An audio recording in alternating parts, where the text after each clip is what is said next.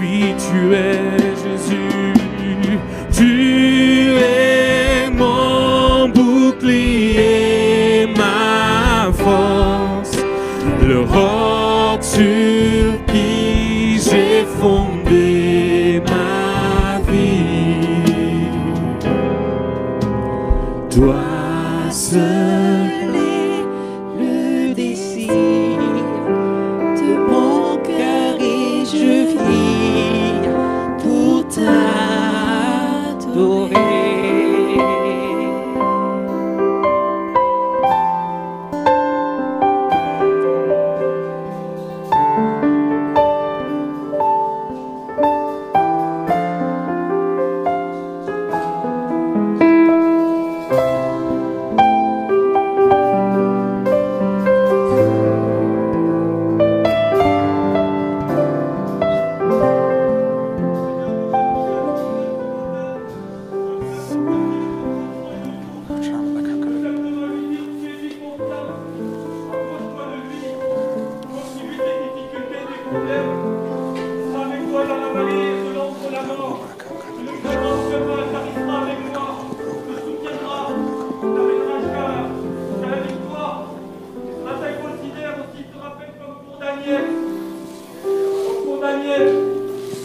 Dans la fosse au lion comme ses amis, dans la forêt ardente, ne fut ni brûlé, ni dévoré. Maintenant, c'est ce que le Seigneur veut dire à ses enfants qui traversent cette vallée, ces déserts déjà depuis longtemps. Venez affirmer, leur dire que comme pour Daniel, comme pour ses amis, comme pour tant d'autres, il t'abritera, il te protégera, il te guidera. Et simplement ce matin, fais-lui confiance. Remets-lui ta vie, approche-toi de lui et il s'approchera de toi.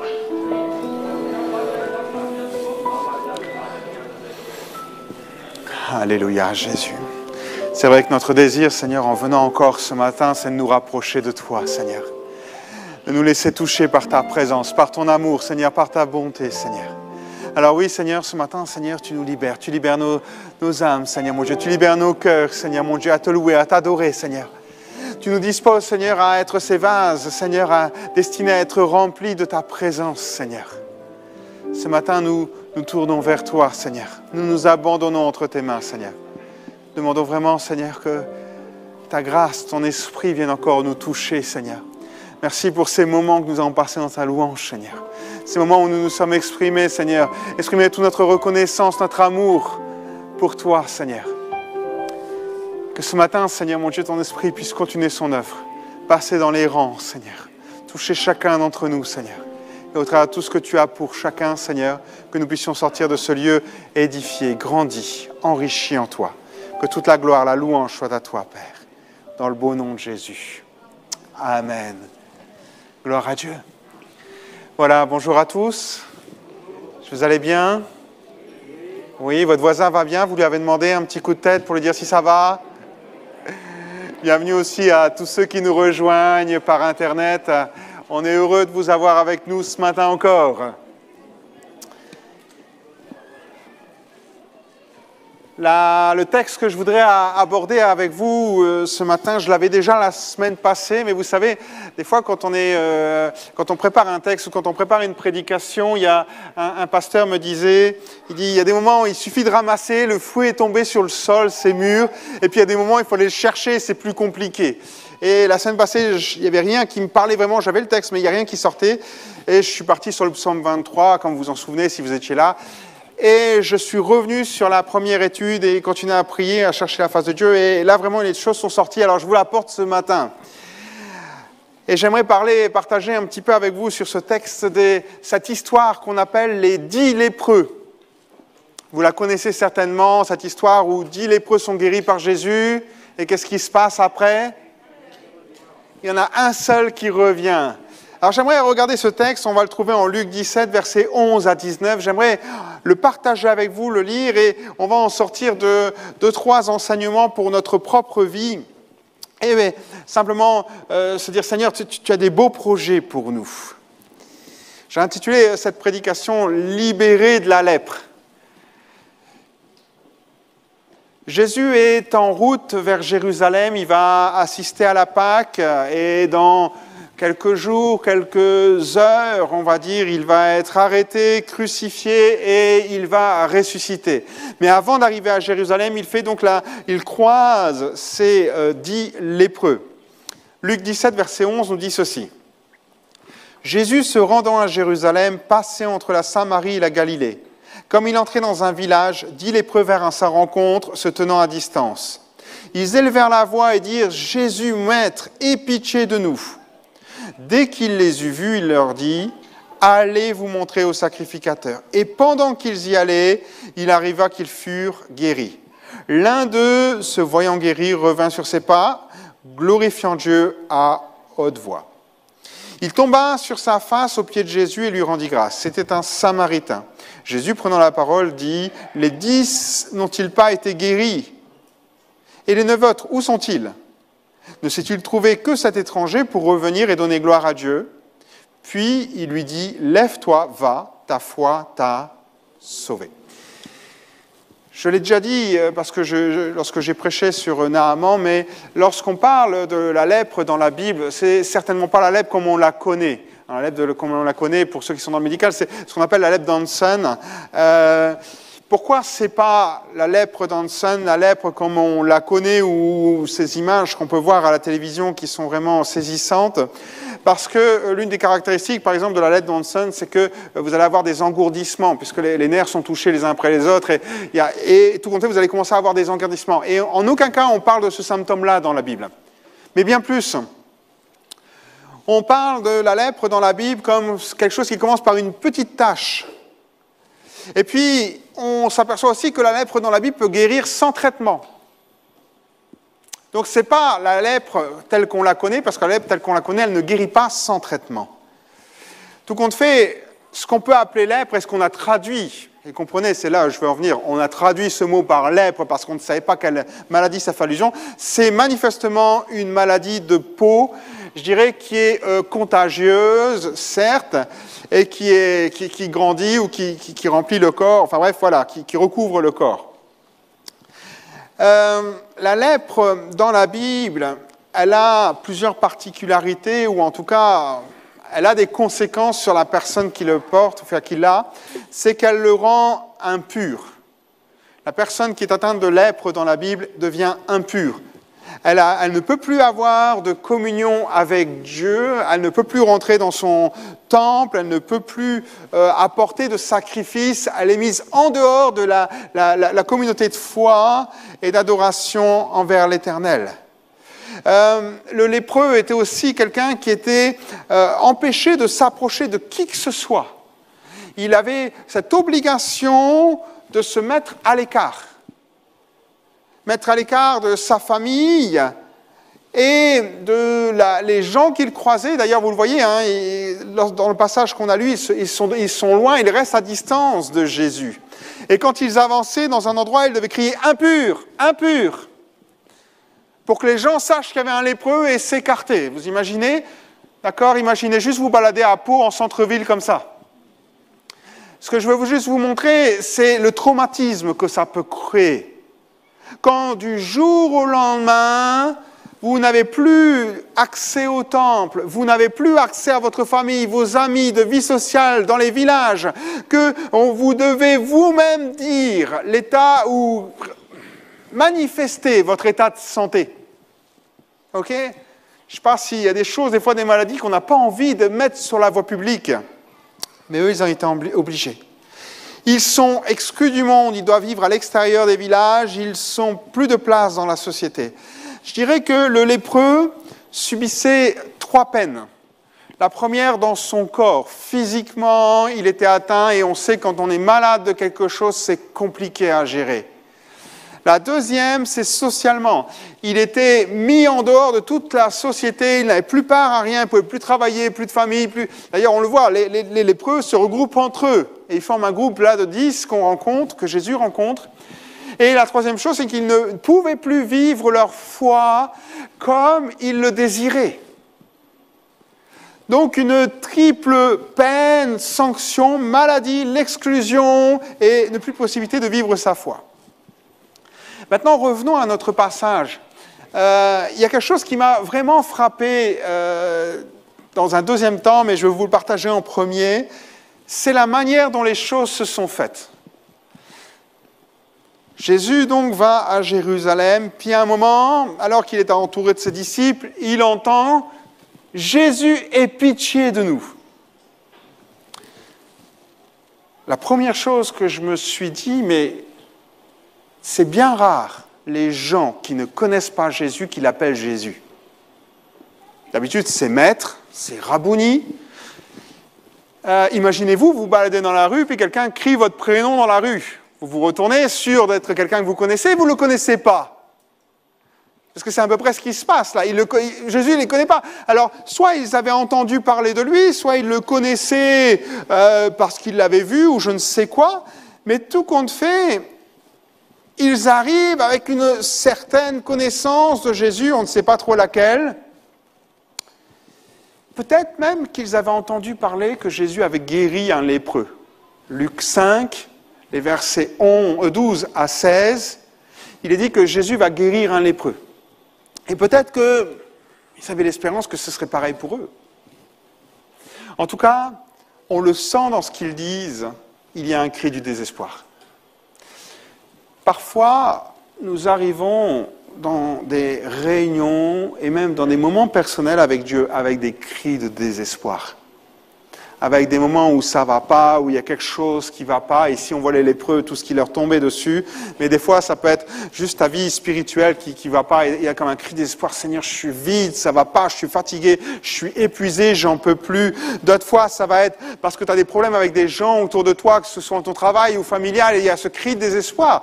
Ou bien, tout simplement, parce que tu as un problème de santé et tu cries à Jésus et tu dis... Aie pitié de moi. Tu vas peut-être pas employer ces termes-là, tu vas prendre tes mots, ton vocabulaire, ton ressenti, mais tu vas venir à lui. Tu es, d'une certaine manière, un peu comme ces 10 hommes, dans un état de désespoir. Et là, j'ai été frappé de la manière dont Jésus va opérer. Je ne sais pas si vous avez remarqué comment ils sont guéris. Alors on sait tous, bah oui, ils sont guéris, Laurent, quand ils vont sur le chemin pour aller voir les sacrificateurs. Mais avant ça, vous avez remarqué qu'il ne s'est rien passé? Comment ça, rien passé? Pas d'imposition des mains.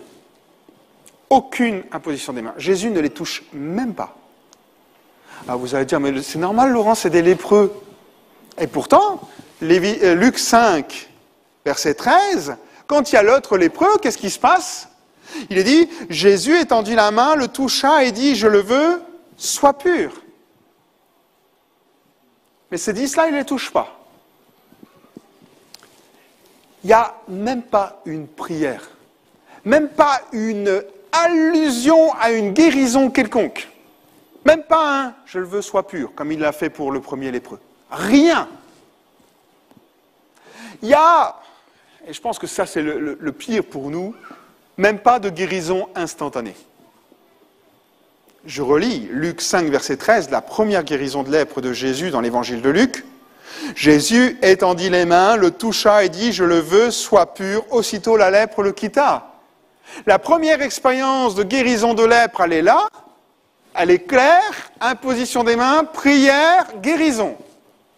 Et ici, il y en a 10 qui approchent, il n'y a pas d'imposition des mains, il n'y a pas de prière, il n'y a pas de guérison. Alors maintenant, mettez-vous à la place des 10.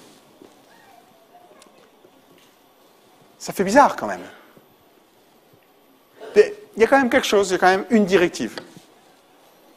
Luc 17, verset 14, « Allez vous montrer au sacrificateur. » Ok. Et là, je suis assez surpris, parce que je ne sais pas si ça se passerait comme ça pour nous.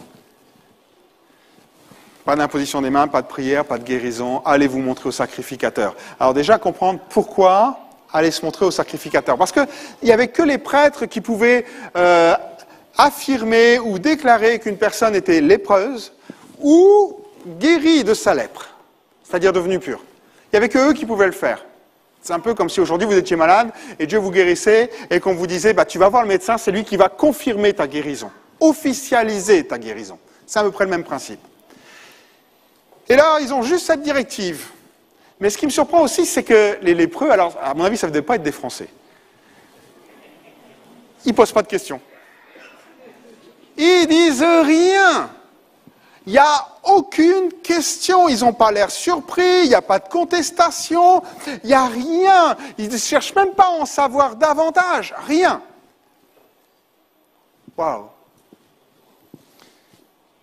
Alors, soit ils ont vraiment la foi dans quelqu'un qu'ils connaissent à peine, tout compte fait, ou soit ils obéissent à un ordre d'un responsable religieux. On ne sait pas vraiment. Mais ils partent voir les prêtres sans être guéris. J'ai presque envie de dire, qu'est-ce que vous attendez à ce que les prêtres disent? Tu as toujours la lèpre. Mais ce qu'il n'y a rien eu. Et là, le miracle se passe.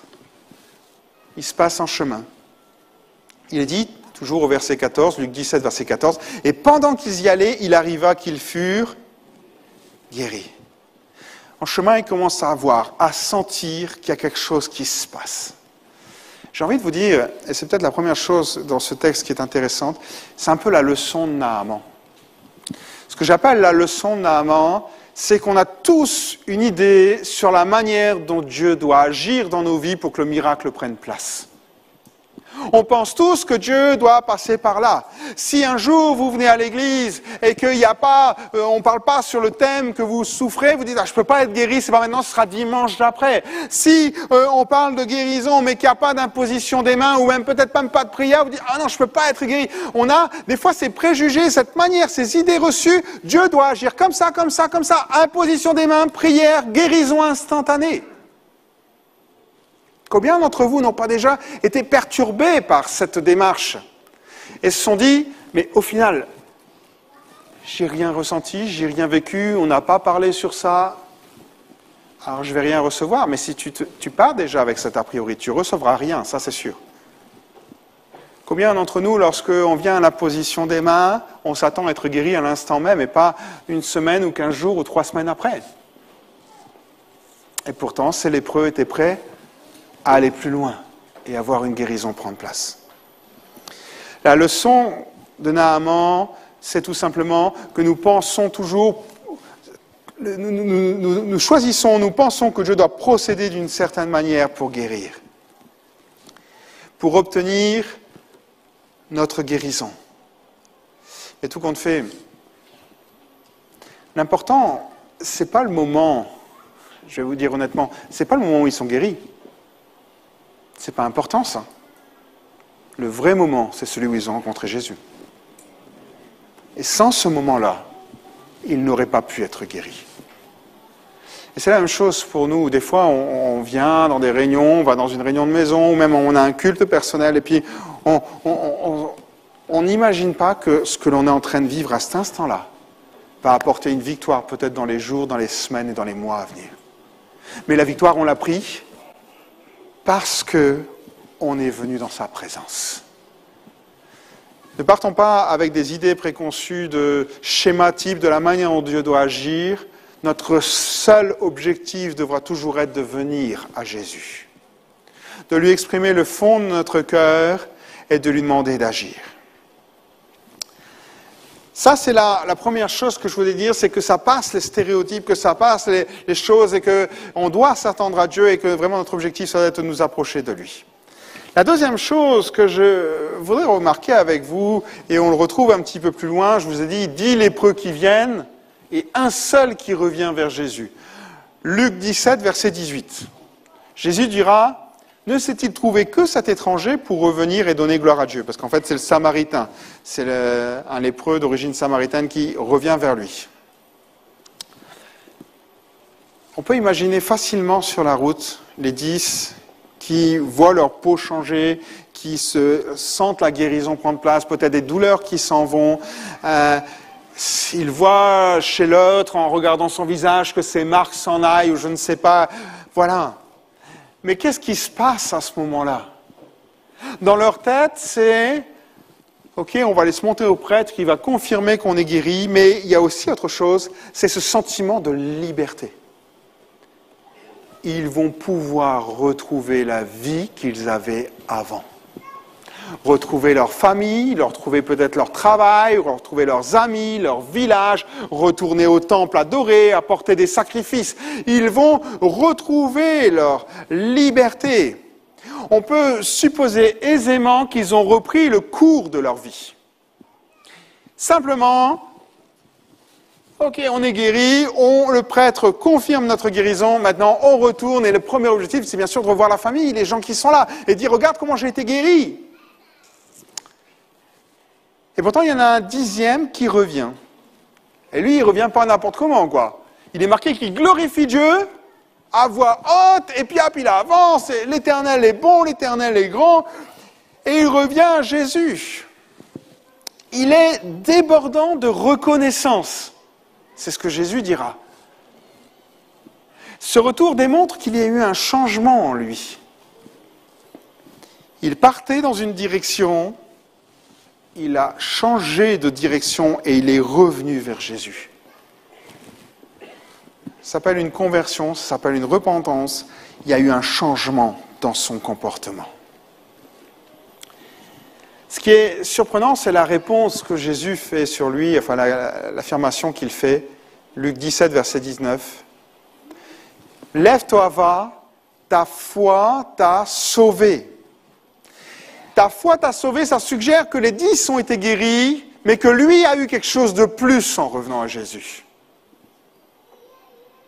Il a été sauvé du péché. Il a vécu quelque chose de plus.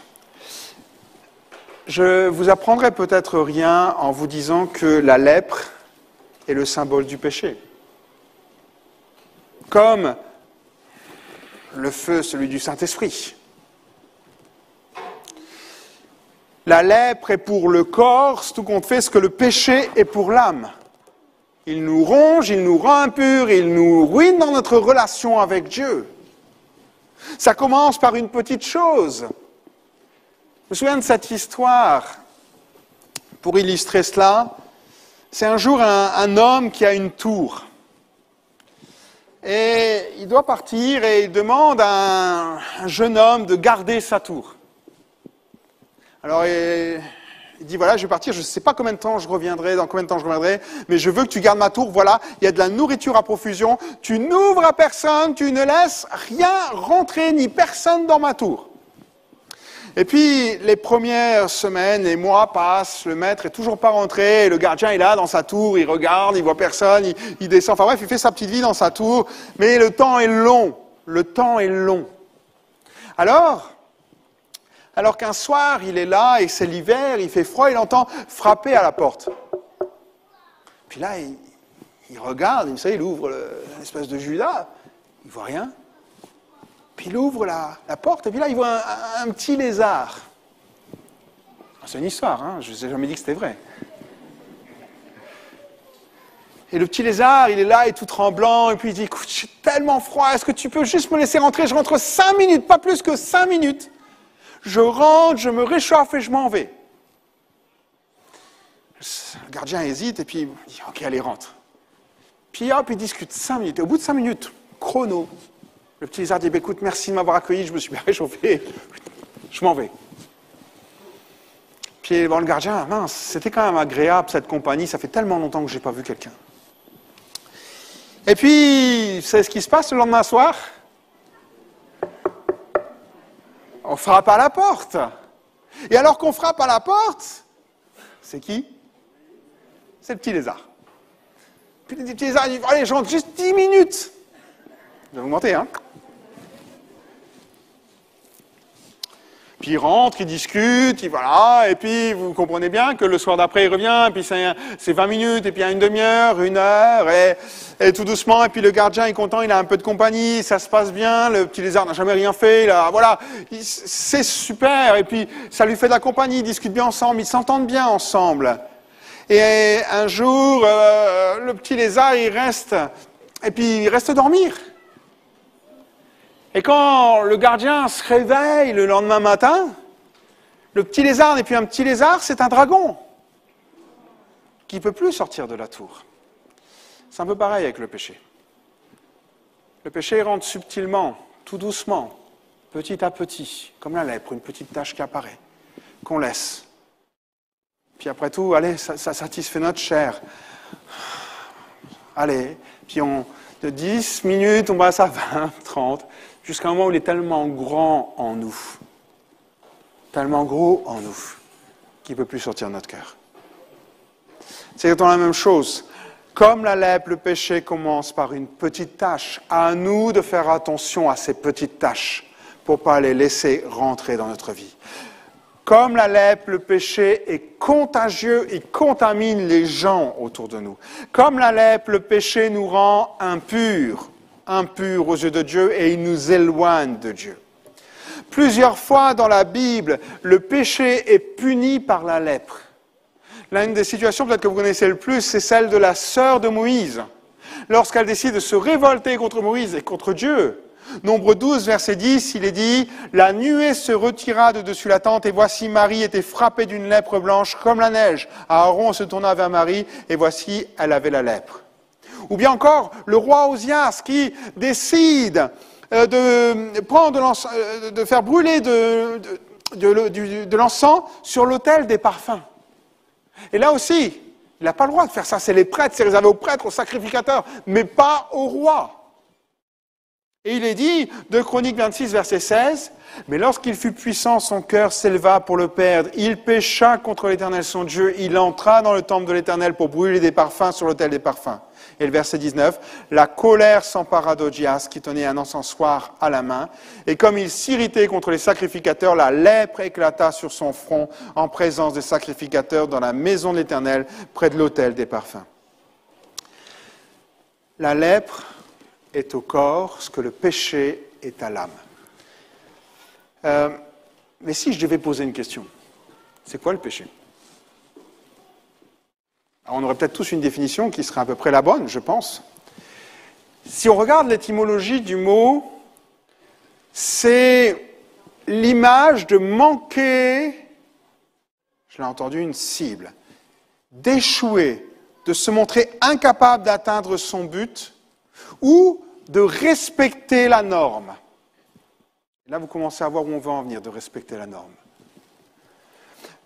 L'apôtre Jean dira dans sa première épître, chapitre 3, verset 4, il dira « Celui qui commet le péché viole la loi de Dieu, car le péché, par définition, c'est la violation de cette loi. » C'est-à-dire, en fait, que le péché, c'est ne pas atteindre l'objectif que Dieu nous a donné, ne pas obéir à sa parole, ne pas rentrer dans sa volonté, je ne sais pas comment le dire autrement, ne pas mettre en pratique ses préceptes. Le péché, c'est ça. C'est ne pas faire tout simplement la volonté de Dieu, qu'elle soit écrite, ou bien qu'elle soit dite. Et je pense que si on est pratiquement tous conscients de ce que c'est que le péché, il y a quand même une chose dont on n'est pas conscient, c'est la gravité et ses conséquences sur nos vies. Alors vous allez me dire, oui, ben, on sait ça, Laurent. On sait. On sait que les conséquences sont éternelles. Si on commet des péchés, le pécheur n'héritera pas du royaume de Dieu. Ok, mais on va aller un peu plus loin. On va aller un petit peu plus loin. Bien sûr que la première chose que je vais vous dire, c'est que le péché affecte notre relation avec Dieu. Je le prenais en exemple il y a quelque temps, un mardi soir. C'est dangereux, le péché, et c'est très subtil.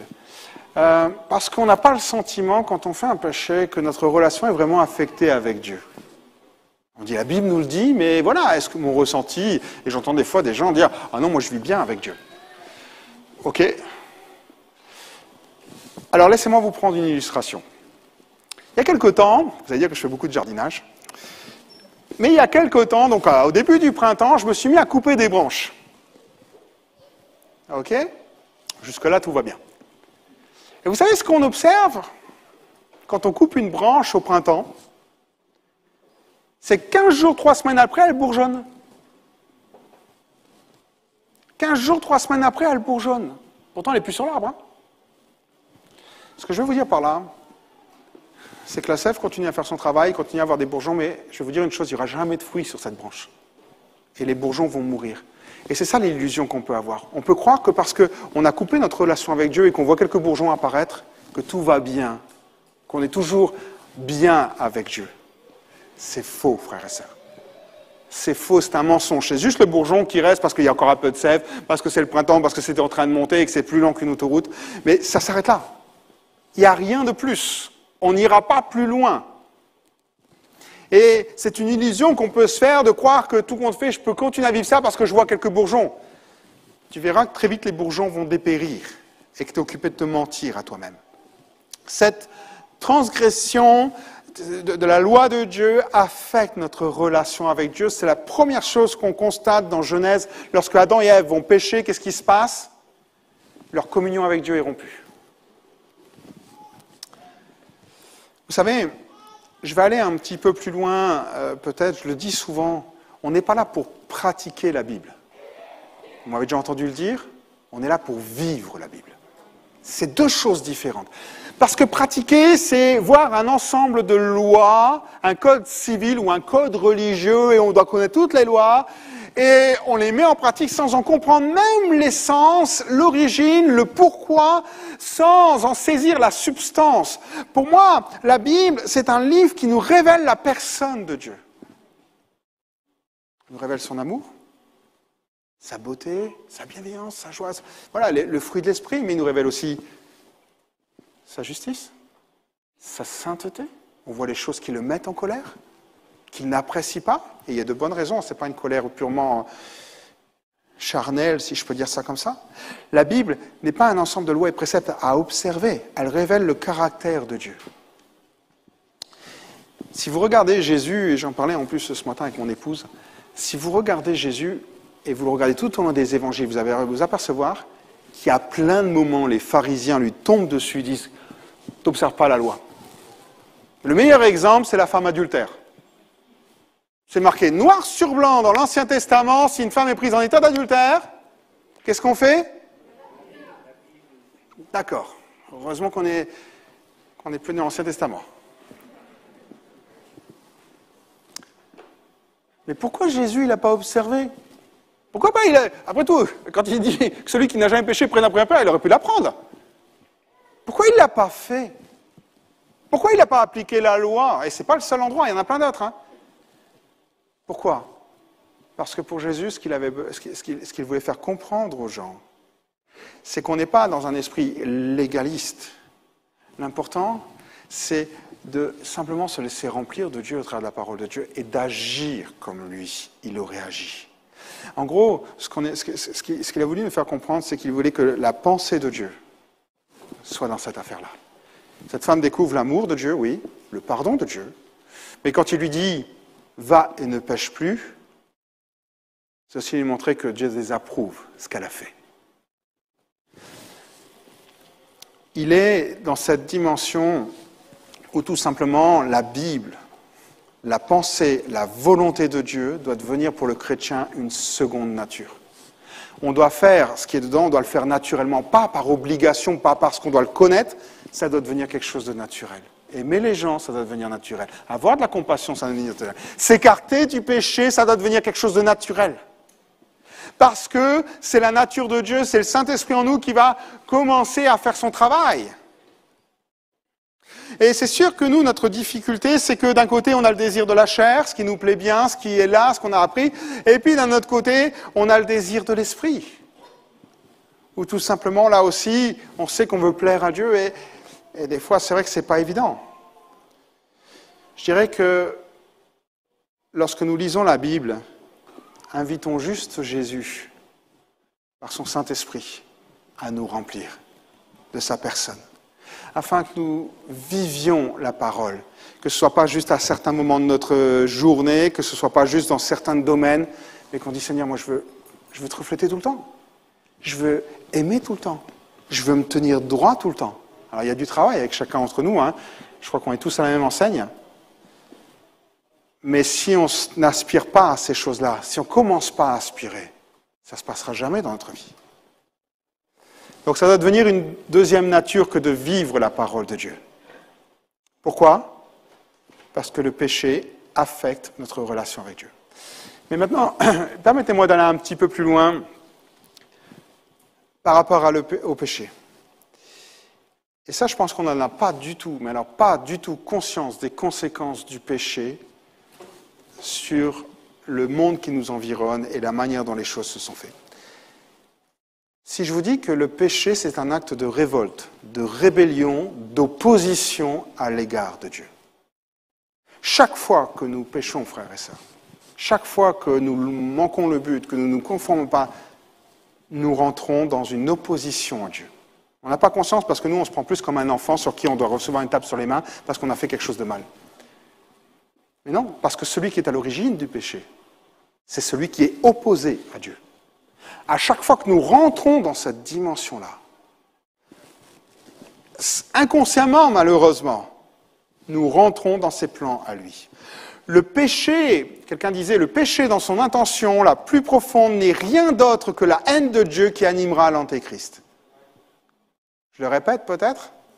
Le péché dans son intention la plus profonde n'est rien d'autre que la haine de Dieu qui animera l'Antéchrist.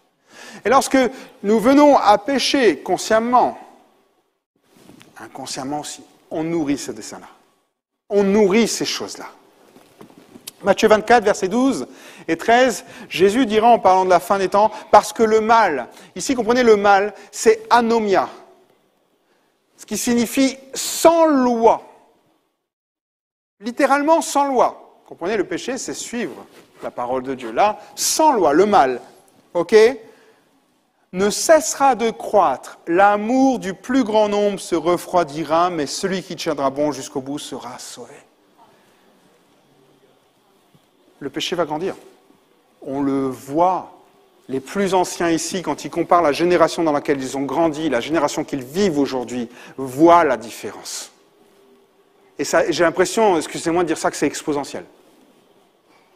Le péché grandit. Il arrive de toutes les manières dans nos vies, tout ce qu'il y a autour de nous. Paul dira, en parlant aux Thessaloniciens, chapitre 2, vous pouvez le lire en entier, vous allez retrouver un peu cette notion-là dans le chapitre 2 de Thessaloniciens, chapitre 2.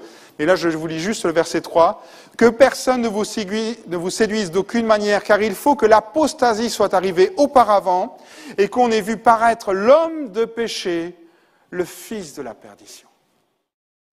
Quiconque pratique le péché contribue à l'ultime rébellion contre Dieu. » Alors merci Seigneur.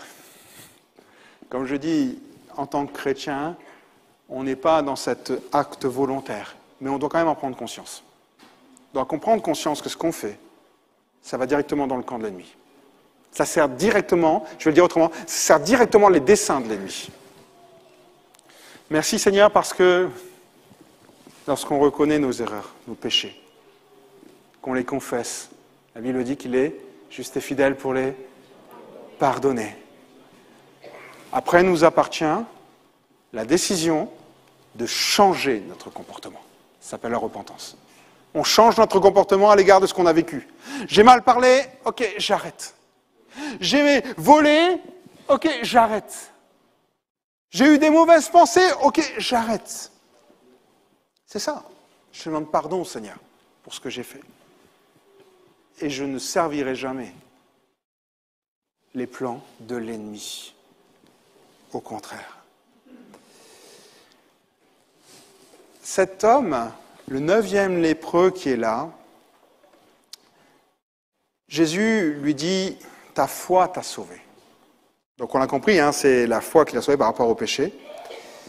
Ce qui veut dire qu'il y a dans ce texte une foi qui guérit, celle qui améliore notre qualité de vie, notre santé, nos relations, notre confort, celle qui agit de manière temporaire pour notre bien-être, pour qu'on aille mieux. Et merci Seigneur pour ces moments où il intervient dans notre vie. Et cette foi-là nous permet de prendre notre place dans la société, dans l'Église, elle nous permet d'être celui ou celle que Dieu veut. Elle est là pour améliorer le quotidien. Et même si les gens qui ne connaissent pas Dieu, en règle générale, c'est ce qu'ils attendent de Dieu, qu'il améliore leur quotidien. Ils sont très en colère quand il ne l'a pas fait. Puis après, il y a la foi qui sauve. Celle qui ne se concentre pas sur le quotidien, mais qui dit, Seigneur, il y a plus. Il y a plus, il y a une éternité avec toi. Il y a quelque chose que je veux vivre avec toi. Il y a celle qui arrive à une assurance de vie éternelle, celle qui nous fait revenir au pied de Jésus comme ce 10e lépreux.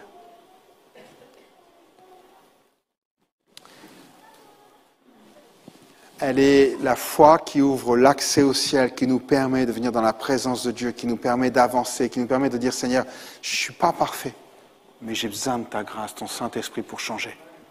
J'ai besoin parce que je veux rentrer dans tes projets, je veux vivre ta parole. Laissez-moi conclure et pour rappeler ces 2 enseignements qu'on a vus ensemble. Le premier, c'est d'obtenir la victoire, quelles que soient les choses qu'on va vivre ou la manière dont les choses vont se faire. Réaliser que Dieu est souverain sur notre vie et que ça ne dépend pas d'une imposition des mains, d'une prière, d'un moment spécifique d'enseignement ou je ne sais quoi. Se rappeler que l'important, c'est pas tant le miracle, parce qu'aujourd'hui, on met tellement l'emphase sur la recherche de la victoire du miracle, et beaucoup moins sur l'emphase sur notre relation avec Jésus et l'intensité de ce que l'on doit vivre. Enlevons tout ce qui fait barrage pour s'approcher de Jésus, et laissons-le faire comme il veut avec notre vie. Et la deuxième chose qu'on a vue, c'est la guérison terrestre et la guérison céleste. La foi qui guérit, la foi qui sauve. La foi qui sauve fait de Jésus notre priorité. L'image est belle. 10 lépreux sont guéris. La première pensée, je pense qu'on l'aurait tous, c'est je vais aller l'annoncer à ma famille. Je vais aller l'annoncer à mon village. Je vais montrer que Dieu a fait quelque chose. Et il y en a un qui dit non. La première personne vers qui je vais, c'est Jésus. La première personne, il montre déjà là sa priorité. Non pas qu'il faut négliger notre famille, on est bien d'accord là-dessus. Mais le demi-tour du lépreux montre qu'il a placé sa priorité en Jésus. La foi qui sauve fait de Jésus, de son royaume, sa priorité. Et une petite phrase que je n'ai pas dite, Luc 17, verset 19. Lève-toi, va. Ta foi t'a sauvé. Le mot se lever ici, c'est le même qui est employé dans certains endroits par ressusciter. C'est beau. Ressusciter. Tu es ressuscité maintenant. Tu es revenu à la vie. Alors ne gâche pas ta nouvelle vie. Continue d'avancer dans ce chemin-là. Va. Le mot va, ici, c'est poursuivre un voyage qui a été commencé. Tu viens de ressusciter, alors va dans ce cheminement-là. Ne t'en écarte pas à droite ni à gauche, continue d'avancer. Jésus nous veut en marche. Il veut qu'on aille dans la direction qu'il nous a indiquée. Et je finis avec un dernier verset de Thessaloniciens 2, verset 17. Je disais, ce chapitre de Thessaloniciens résume un peu, en partie, la pensée de ce matin. Et il est dit qu'il vous remplisse de courage et qu'il vous accorde la force de pratiquer toujours le bien en acte et en parole. La prière pour chacun d'entre nous ce matin, c'est qu'on puisse se détourner de ce péché qui nous environne, et parfois même des péchés que l'on vit, qui peuvent être récurrents, inconscients ou autres. Mettez tout dans le même paquet si vous voulez, et dire Seigneur, je veux changer ma vie. Je veux changer ma vie, je veux poursuivre ma marche. Si vous permettez, peut-être que je puisse prier juste quelques instants, et j'aimerais vous inviter tous à courber vos fronts quelques instants. J'aimerais, si vous le permettez, faire un appel. On garde les yeux fermés quelques instants, mais vous savez, on est tous pareils et je ne me mets pas au-dessus de la mêlée. Mais c'est vrai qu'il y a des moments où on commence bien les choses et puis tout doucement on voit que certaines choses dévient dans notre vie. Que ces moments des premières rencontres avec Jésus, ces moments où la vie a pris place en nous et puis il y a comme un chemin et Jésus nous dit voilà, lève-toi et maintenant va. Et puis lorsqu'on se retourne, on s'aperçoit que on n'est peut-être pas resté dans le chemin exactement. On marche peut-être un pied à côté, un pied dedans. On s'est un peu détourné. Et j'aimerais prier ce matin avec tous ceux qui disent « Seigneur, je veux revenir à toi ». Peut-être que vous en êtes conscient, il y a des tas de péchés qui se font. Ça peut aller avec tout ce qui rentre à la maison, je parle d'informatique, ça peut aller avec tout ce qu'on peut discuter avec les gens, tout ce qu'on peut voir à la télévision, tout ce qui peut se faire autour de nous. Et on peut laisser simplement ces choses-là rentrer en nous. Et puis tout doucement, à un moment, quand on se retourne, et c'est ce que je vous invite à faire aujourd'hui, c'est vous retourner sur votre cheminement et dire « Oh là là, Seigneur, je me suis éloigné. Il y a des choses que j'aurais jamais dû laisser rentrer dans ma tour. Des choses que j'aurais jamais dû laisser tolérer dans ma propre vie. » J'aimerais peut-être prier avec vous ce matin. J'aimerais demander au Seigneur de vous aider à revenir dans ce cheminement, dans ce sillon, afin que vous puissiez simplement repartir, vous lever, reprendre cette vie avec Dieu qui vous bénissait tellement. Alors peut-être qu'aujourd'hui tu dis, mais j'ai pas de problème Laurent. Peut-être que tu es juste une branche avec des bourgeons. Mais que Dieu t'avait promis de grandes choses pour toi. Et que tout compte fait, tu as mis tout ça de côté. Alors que les yeux sont fermés, je voudrais vous inviter à aller plus loin. Et comme je l'ai dit, je vais faire juste un appel. Je voudrais que vous puissiez lever les mains là où vous êtes. Pas pour moi, mais je veux que ce moment soit un moment marquant pour vous. Un peu comme les lépreux qui se disent, on va aller voir les prêtres. Juste lever la main là où vous êtes. Okay, il y a des mains qui se lèvent tout doucement. On n'est pas honteux, il n'y a pas de jugement ici. On n'est pas dans un lieu de jugement. On est dans un lieu de guérison, on est dans un lieu où on avance. Vous pouvez baisser la main, ceux qui l'ont levé, s'il y en a encore d'autres. Vous l'élevez surtout même pour Dieu, je vous le dis honnêtement, et pour vous, afin de marquer ces moments, de dire ces moments, je m'engage à aller plus loin. Si en effet, ce matin, tu es là et tu dis, je dois changer des choses dans ma vie, que Dieu a mis le doigt sur certaines choses, alors c'est le moment de lui dire, Seigneur, je me donne à toi et je te demande ton aide. Je fais une dernière fois, vous pouvez baisser les mains sur le côté. S'il y en a encore, je fais un dernier appel, après je vais prier avec vous. Seigneur Jésus, on se tient devant toi, Seigneur. Dans ce lieu, il n'y a personne qui est au-dessus, personne qui est meilleur qu'un autre, Seigneur. Ce que certains vivent aujourd'hui, Seigneur mon Dieu, nous l'avons vécu hier ou nous le vivrons demain. Mais Seigneur, nous comptons sur ta grâce, sur ta puissance, sur ton Saint-Esprit pour nous ramener dans le bon chemin, dans le bon cheminement. Et je prie pour que ce matin, Seigneur, ce soit encore un temps, Seigneur, pour tous ceux qui ont levé leurs mains, qui ont manifesté leur désir de revenir à toi, Seigneur, d'abandonner certains péchés, certaines choses qu'ils font. Je te prie maintenant, Seigneur mon Dieu,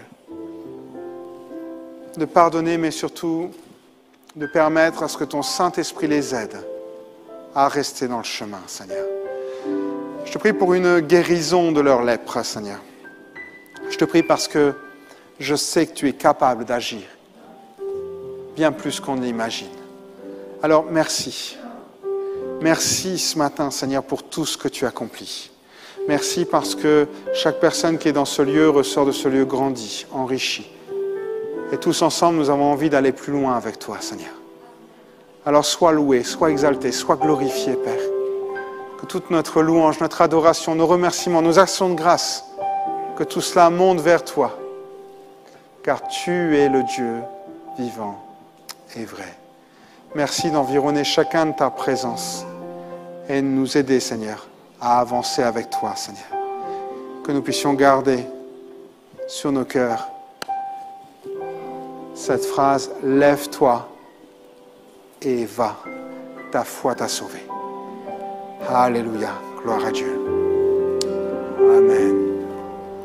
Gloire à Dieu. Amen. Alléluia. Gloire à Dieu. Je vais laisser la place à Floris qui va partager les annonces.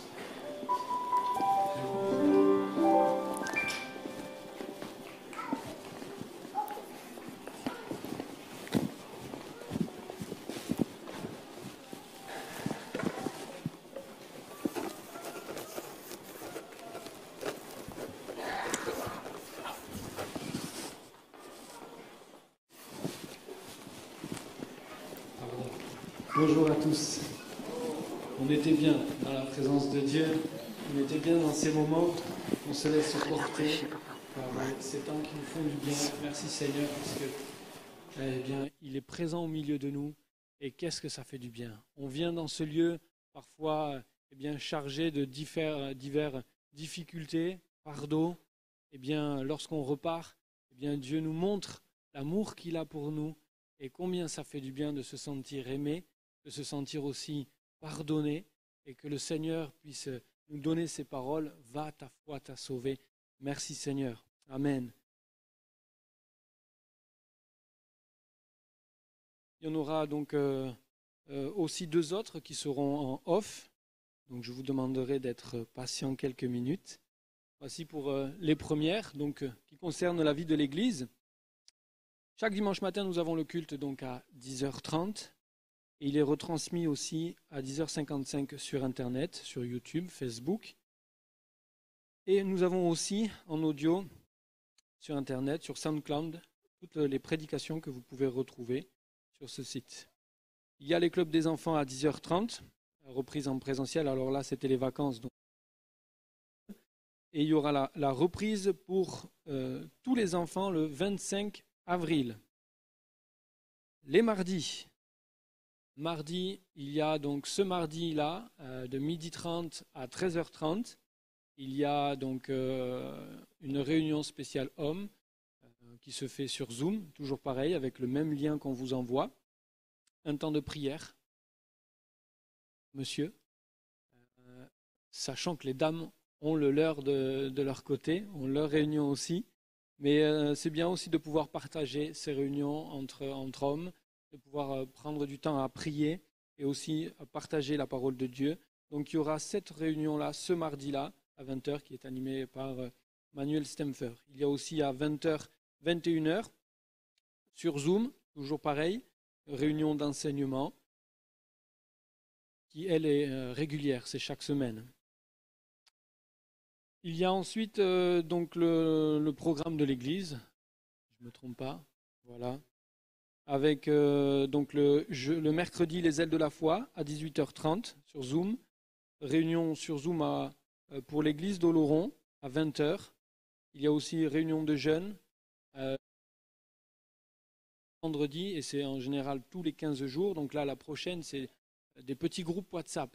On fait une semaine sur 2, c'est-à-dire qu'une semaine sur 2, les jeunes se réunissent tous ensemble et on prend du temps pour prier et partager la parole de Dieu. Et l'autre semaine, on a des petits groupes WhatsApp qui nous permet d'avoir des plus petits groupes et de pouvoir partager de manière plus conviviale entre jeunes et sur différents sujets. Si vous n'êtes pas inscrit, vous pouvez aller voir Rachel aussi, qui fait partie du groupe de jeunes, qui vous mettra dans des groupes WhatsApp afin de participer à ces événements-là. Et ensuite, c'est bon pour ces annonces-là. Il y a donc je soutiens mon Église. Aujourd'hui, nous sommes donc le dimanche 18 avril.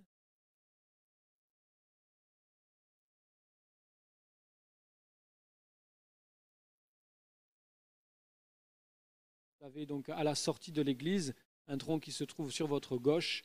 Vous pourrez y déposer donc vos offrandes. Et j'en ai terminé, je pense, oui, pour les informations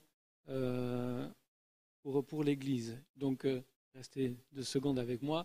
Je salue ceux qui nous regardent sur Internet et je vous remercie d'avoir participé à ce temps, à ces moments. Je vous souhaite un bon dimanche et que Dieu vous bénisse. À très bientôt.